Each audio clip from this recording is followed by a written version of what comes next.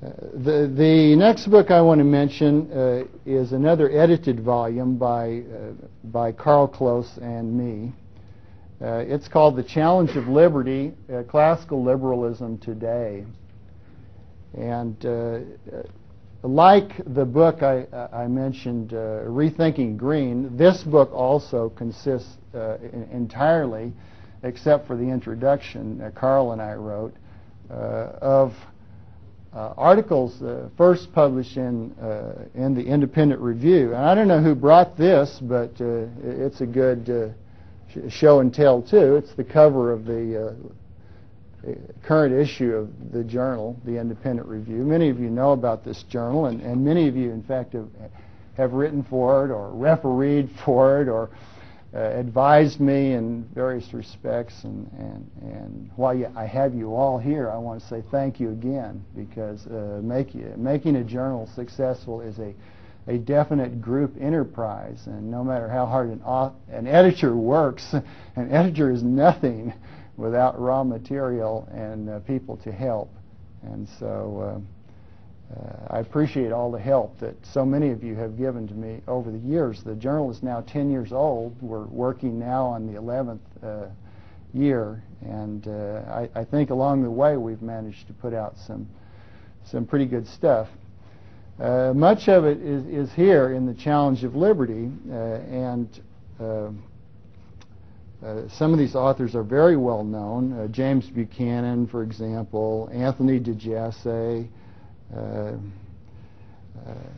others not so well known, but wrote nice pieces for the journal.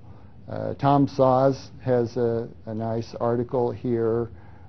Charles Rowley, Dan Klein, many others whose names are familiar to you. And what we tried to do in this book was to show that classical liberalism is not just some moldy thing, some doctrine that was espoused by people in the 18th and 19th centuries and then passed away to sit on the shelves of libraries unread. But classical liberalism is a living doctrine. It was not refuted.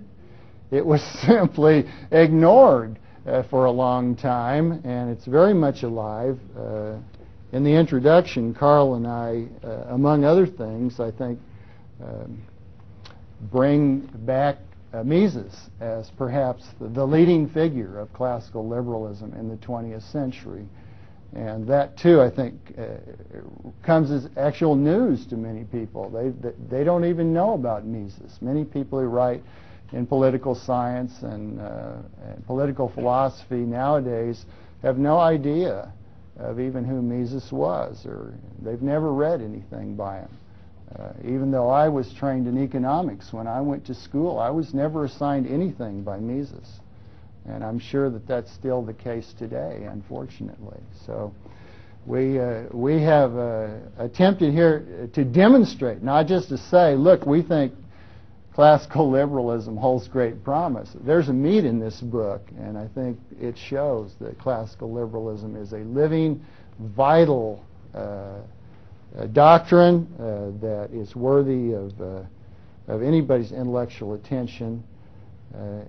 So I recommend that book to you.